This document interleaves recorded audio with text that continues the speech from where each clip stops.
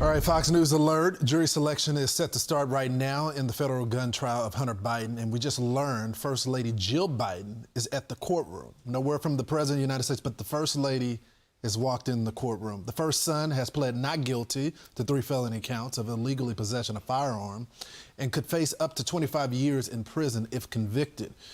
Here with what to expect, Fox News legal analyst Gregg Jarrett. So, Greg, the same judge that threw out that sweetheart deal, Mary Ellen Norica, is also presiding over this case. What do you expect to happen? Well, this case, Lawrence, would normally be a slam dunk. It's Delaware, though. Remember that. The name Biden is sacrosanct, and, of course, Jill is there to remind them of that. So, who knows? The best witness against Hunter Biden is Hunter Biden. I mean, he wrote a book explaining in detail how he was a drug addict, the exact time that he bought a gun, and then allegedly lied about it. So he incriminated himself, and it was incredibly foolish to cash in by peddling a book about your addiction when you know you're under criminal investigation for an addiction-related crime.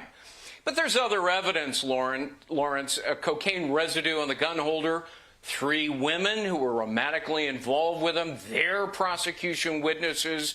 Finally, and most importantly, there are photographs he took of himself, time-stamped doing drugs 4 days before he bought the gun. I mean, you got to be incredibly arrogant or stupid or both to do that. So, Greg, real quickly, so one of the things that they are disputing is filling out the form, okay? They're saying that the gun seller filled out one of the spots in the form, okay? Does that mean that Hunter Biden, if you're going to have that defense, would he have to take the stand to be questioned about that? Or is that something they're just going to be able to throw out there? No, I mean, part of the defense here is that the form was somewhat and innocuously altered after the fact by adding additional driver's license information. It's largely irrelevant, and no, it doesn't force him to do anything but sit there in the courtroom. His main defense, Lawrence, is I couldn't have knowingly lied because I was in denial about my addiction, so I wasn't really an addict. And plus, I was in rehab, so I didn't think I was an addict anymore. His backup defense is, gee, I was so strung out, I didn't have the intent to lie or break the law. That normally doesn't work because being addled is never a defense.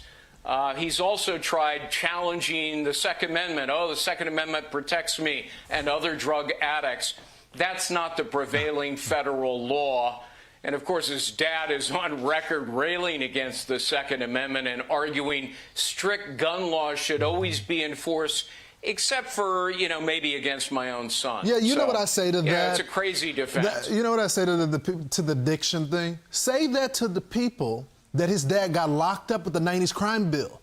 It's like, it's coming around full circle, and we're gonna see if Joe Biden is so passionate, or only is he passionate when it comes to his son and not the other people that he got locked up. We're gonna be following the case, though.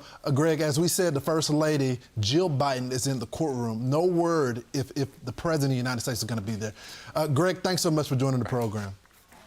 Thank you, Lawrence. I'm Steve Ducey. I'm Brian Kilmeade. And I'm Ainsley Earhart. And click here to subscribe to the Fox News YouTube page to catch our hottest interviews and most compelling analysis.